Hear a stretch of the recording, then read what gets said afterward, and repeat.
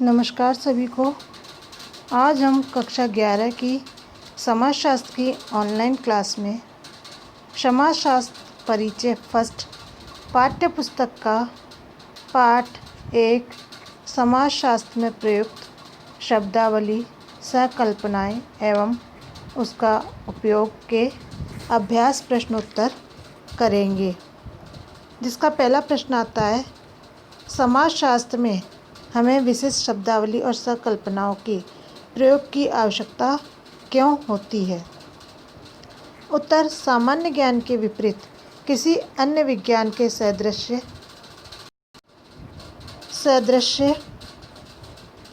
समाजशास्त्र की अपनी संकल्पनाएं, सिद्धांत तथा तथ्य संग्रह की पद्धतियां हैं।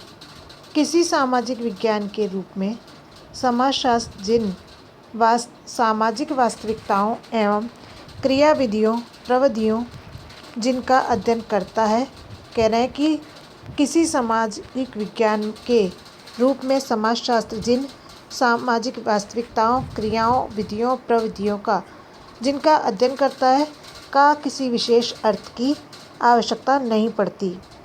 प्रत्येक विषय को मानक शब्दावली पारिभाषिक शब्दावली, कह रहे हैं किसी शब्दावली को पारिभाषिक शब्दावली भाषा एवं संकल्पनाओं की आवश्यकता पड़ती है, जिसके द्वारा पेशेवर व्यक्ति इसके विषय के संबंध में विचार विमर्श करते हैं और इसकी विविध विशिष्टताओं को कायम रखते हैं।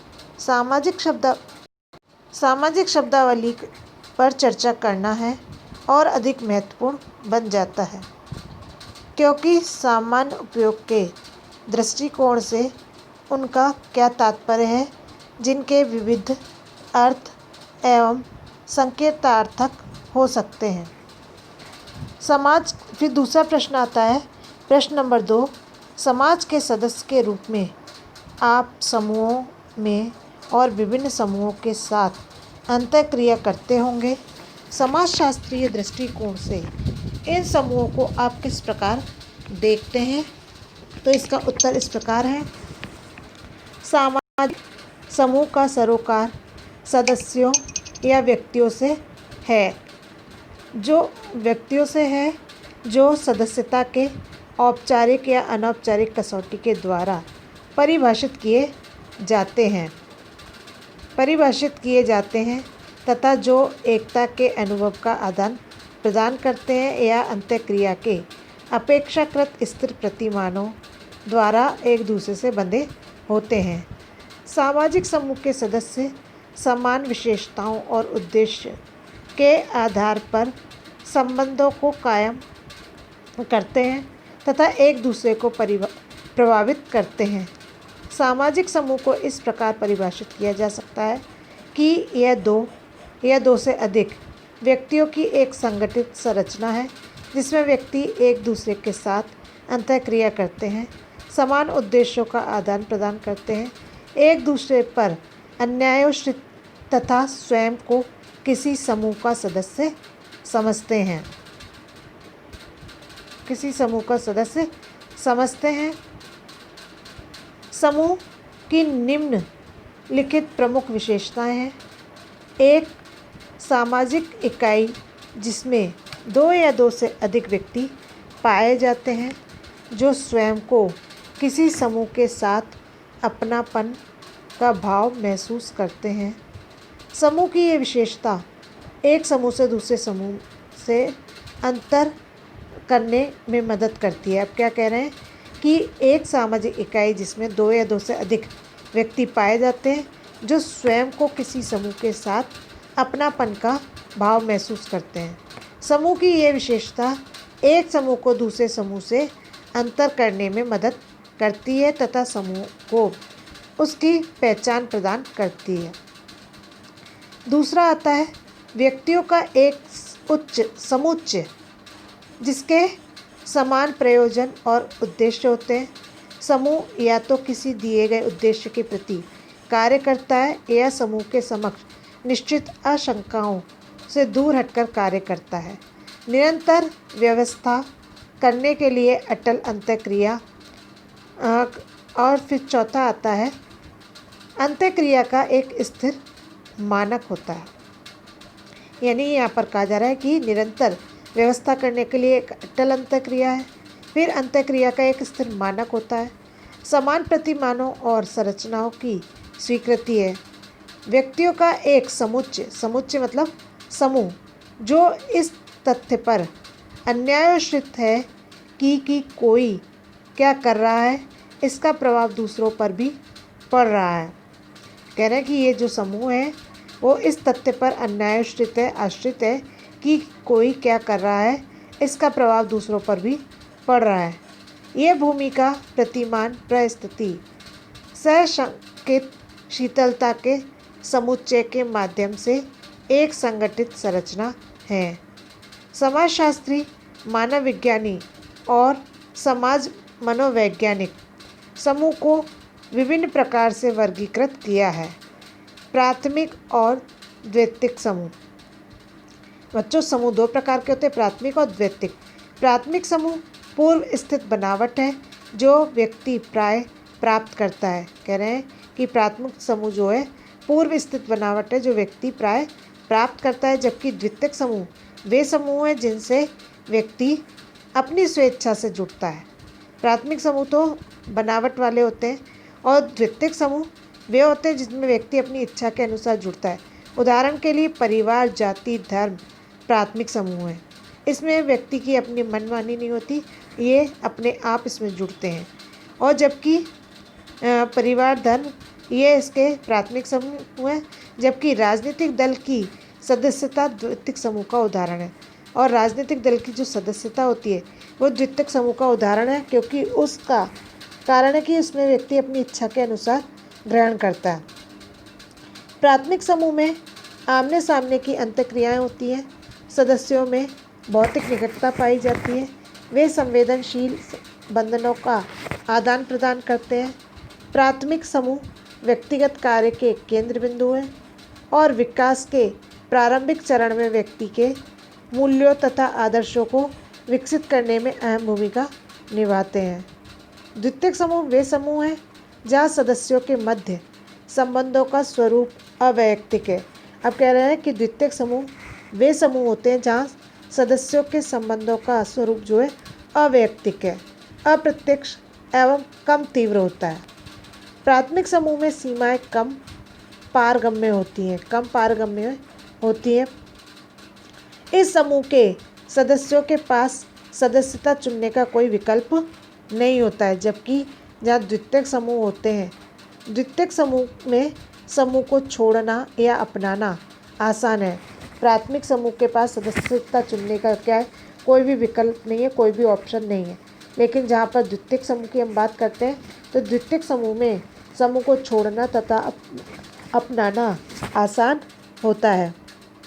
फिर आता है प्राथमिक समूह में अपनापन का भाव पाया जाता है। जो प्राथमिक समूह है उनमें अपनेपन का भाव पाया जाता है, जबकि द्वितीयक समूह जो होते हैं आकार में अपेक्षाकृत बड़े होते हैं, इसलिए इनमें अपनापन न के बराबर होता है।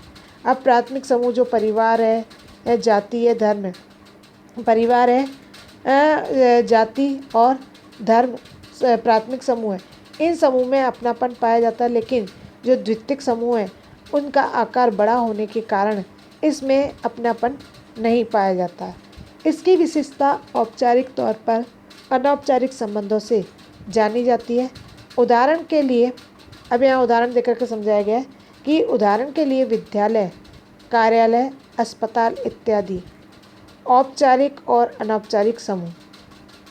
औपचारिक और अनौपचारिक समूह, औपचारिक अनौपचारिक समूह के कार्य औपचारिक समूह में स्पष्ट और औपचारिक रूप में व्यक्त किया गया है। औपचारिक समूह की बनावट विशिष्ट सिद्धांतों या नियमों पर आधारित है तथा सदस्य की निश्चित भूमिकाएं हैं। औपचारिक समूह संरचना के आधार पर अनौपचारिक समूह से अलग है। अनौपचारिक समूह अधिक लचीला होता है, सदस्यों के मध्य निकट संबंध पाया जाता है। अतः समूह, अंतः समूह और बाह्य समूह। अंतः शब्द का अर्थ है किसी का अपना समूह और बाह्य समूह शब्द का अर्थ है दूसरों का समूह। अंतः समूह के सदस्यों के लिए हम शब्द का प्रयोग किया जाता है। अब कह रहे हैं अंतः समूह शब्द का प्रयोग किया जाता है, वहाँ पर हम शब्द का प्रयोग किया जाता है, और जबकि बाह्य समूह के सदस्यों के लिए वे शब्द का प्रयोग किया जाता है। अंतः समूह के व्यक्ति प्राय समान समझे जाते हैं और सकारात्मक दृष्टि से अवलोकन किए जाते हैं तथा उनके वांछनीय चारित्रिक गुण होते हैं। बाह्य समूह के सदस्य भिन्न रूप से अवलोकन किए जाते हैं और अंतः समूह सदस्यों की तुलना में नकारात्मक समझे जाते हैं। समवयस्क समूह व्यक्तियों का एक समुच्चय जो समान विशेषताओं का आदान प्रदान करते हैं, उन्हें समवयस्क समूह कहा जाता है।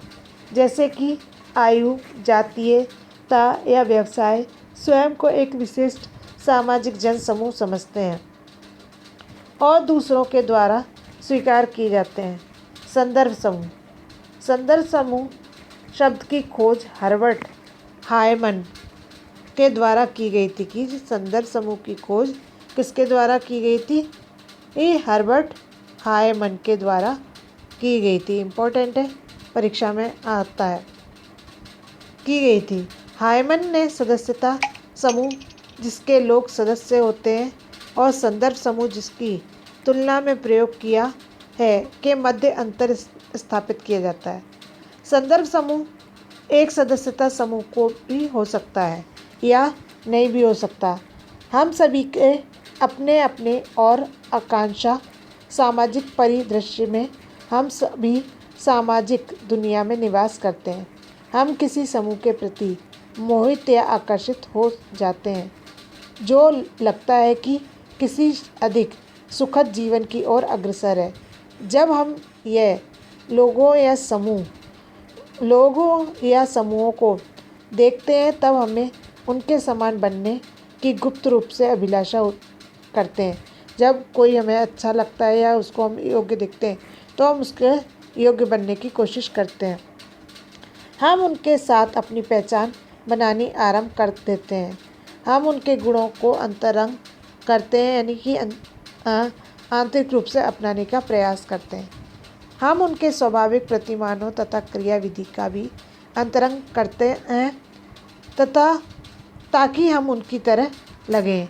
इस प्रकार हम संदर्भ समूह के सदस्य नहीं होते हैं, हम केवल अपनी पहचान बना लेते हैं।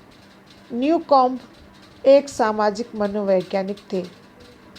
उन्होंने उदार महिला महाविद्यालय के छात्रों के बदलते मूल्यों और विचारों की व्याख्या में मदद के लिए संदर्भ समूह का प्रयोग किया। अनेक महिलाएं जिनका संबंध राजनीतिक तौर पर रूढ़िवादी पृष्ठभूमि से था, वे अपने महाविद्यालय जीवन वृत्त के पाठ्यक्रमों के प्रति उदार विचार शीघ्रता से विकसित की, क्योंकि उनका लगाव महाविद्यालय प्राध्यापक वर्ग से अधिक और अपनी उत्पत्ति के परिवार से कम था। जिन लड़कियों में सर्वाधिक परिवर्तन हुए अपने उद्देश्यों की प्राप्ति हेतु सामाजिक संबंधों के संदर्भ में व्यक्तिगत उपयुक्तता के अर्थ में उनकी विशिष्टता उनके माता पिता से स्वतंत्र थी। उदाहरण के लिए अनेक बार विद्यालय और महाविद्यालय में पढ़ने वाली लड़कियां तथा लड़के बॉलीवुड की प्रशंसा करते हैं, उसको महत्व देते हैं एवं उनके साथ अपनी पहचान व्यक्त करते हैं, जैसे साधना, राजेश खन्ना इत्यादि व गुप्त रूप से उनकी तरह बनने की कोशिश करते इत्यादि उनकी तरह पहनना प्रारंभ कर देते हैं। प्रधानतः उनकी सदस्यता समूह छात्र समूह है, लेकिन वे फिल्म कलाकार। अब कह रहे हैं कि उनकी प्रधानतः उनकी जो सदस्यता है वो छात्र समूह है, लेकिन वे फिल्म कलाकार के समूह के प्रति मोहित हो जाते हैं जो उनके लिए संदर्भ समूह है। सामाजिक दृष्टिकोण से यदि समाज के संदर्भ समूह के अर्थ में राजनीतिक, धर्म, व्यवसाय इत्यादि से संबंधित आदर्श पत्र है तो युवा पीढ़ी तदनुसार उनसे प्रभावित होती है। अब आता है प्रश्न नंबर 3। अपने समाज में उपस्थित स्त्रीकरण की व्यवस्था के बारे में आपका क्या प्रक्षेपण है? स्त्रीकरण से व्यक्तिगत जीवन किस प्रकार प्रभावित होते हैं? समाजशास्त्र में स्त्रीकरण शब्द संरचना रीति से सामाजिक असमानताओं के अध्ययन के लिए प्रयोग किया जाता है, जैसे कि व्यक्तियों के समूह के मध्य किसी सुव्यवस्थित असमानताओं का अध्ययन जो सामाजिक प्रक्रिया संबंधों के अप्रत्याशित परिणाम के रूप में प्रकट होता है। जब हम ये पूछते हैं कि गरीबी क्यों है, भारत में दलित और महिलाएं सामाजिक रूप से अपंग क्यों हैं, तो हम सामाजिक स्त्रीकरण के विषय में प्रश्न खड़ा करते हैं। सामाजिक स्त्रीकरण सूक्ष्म समाजशास्त्र की सार भाग समस्या है जो कि समाज का समग्र अध्ययन है। सामाजिक स्त्रीकरण का सरोकार अनेक अर्थों में वर्ग और परिस्थिति की समस्याओं से है। सामाजिक समाकलन के समझ की कुंजी के रूप में समूह गठन, जो कि जिस हद तक सामाजिक संबंध सशक्तिशील है या विभाजनात्मक, वह परिणामतः सामाजिक व्यवस्था को निर्धारित करता है।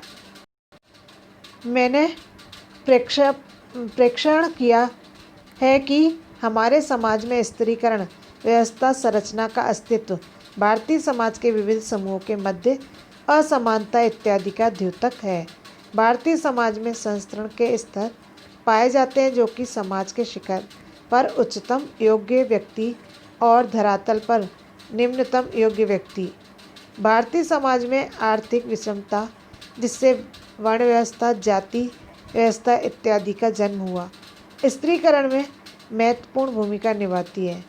भारतीय जाति स्त्रीकरण व्यवस्था में किसी व्यक्ति की परिस्थिति, व्यक्ति की उपलब्धियों एवं उसके योगदान या उसके मनोवैज्ञानिक गुणों से न होकर जन्म से प्रदत्त है।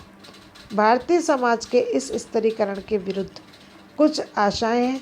आर्थिक विकास, संवैधानिक व्यवस्था, नगरीकरण, औद्योगिकरण, शिक्षा, सुगम संचार और प्रबुद्ध माध्यम के कारण हमारा समाज खुशहाली की तरफ धीरे धीरे परिवर्तनशील है। स्त्रीकरण किसी समाज की स्वाभाविक प्रक्रिया है। जैसे हम जानते हैं कि एक समूह है और एक संगठित संरचना है जिसमें सदस्यों की परिस्थिति भूमिका होती है। सामाजिक स्त्रीकरण इस बात का आश्वासन देता है कि सर्वाधिक महत्वपूर्ण पदों पर योग्य व्यक्तियों को होना चाहिए। भूमिका का सरोकार उम्मीदों से है जो गतिशील है और परिस्थिति का व्यवहारिक क्षेत्र है। परिस्थिति का संदर्भ समाज के प्रत्येक सदस्य के द्वारा धारण स्थिति से है। किसी सदस्य की परिस्थिति संस्थापित भूमिका है। परिस्थिति समाज में व्यवस्थित, मानकीकृत एवं औपचारिक हो जाती है। सामाजिक स्त्रीकरण सामान्य पूर्वानुमान से प्रारंभ होता है या प्रकार्यवाद के विश्वास पर आधारित है। कोई भी समाज वर्गहीन या बिना स्त्रीकरण के केवल समन्वय, संतुलन, समाकलन तथा सबके विकास की आवश्यकता पड़ती है, जो किसी स्वस्थ समाज का उद्देश्य होना चाहिए। अब आता है प्रश्न नंबर 4, सामाजिक नियंत्रण क्या है? क्या आप सोचते हैं कि समाज के विभिन्न क्षेत्रों में सामाजिक नियंत्रण के साधन अलग अलग होते हैं? चर्चा करें। उत्तर, सामाजिक नियंत्रण शब्द का सरोकार उस सामाजिक प्रक्रिया से है जिसके द्वारा व्यक्ति या समूह के व्यवहार को नियंत्रित किया जाता है। समाज मानवों का सामंजस्यपूर्ण संघ है जिनसे अपेक्षा की जाती है कि वे अपना कार्य तदनुसार करें। अस्तित्व और विकास के लिए समाज को अपने सदस्यों पर निश्चित नियंत्रण रखना पड़ता है।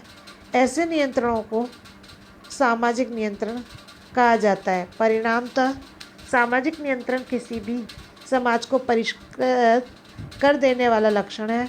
समाज समग्र रूप से समूह के कल्याण व उन्नति के लिए करता है। सामाजिक नियंत्रण का स्वरूप एक समाज से दूसरे समाज में बदल जाता है, क्योंकि प्रत्येक समाज के अपने नियम एवं प्रतिमान हैं। समाज के विभिन्न प्रकार जैसे व्यक्तिवादी, व्यष्टिवादी समाज, इन जन सामूहिक समाज अपने सदस्यों के विविध अपेक्षाएं रखते हैं। भारतीय सांस्कृतिक मूल्य और जीवन के सामान्य मानक मानदंड पश्चिमी व्यक्तिवादी समाज से अलग है। तदनुसार उस विशिष्ट समाज में परिवार व्यवस्था, विवाह पद्धति, सकारात्मक एवं नकारात्मक परिपाटियाँ, धर्म तथा शिक्षा व्यवस्था विकसित की गई। उस विशिष्ट समाज के सदस्यों को इन व्यवस्थाओं की आज्ञा का पालन करना चाहिए। समाज किसी खास विशिष्ट समाज के लिए उचित सामाजिक नियंत्रण को विकसित करता है।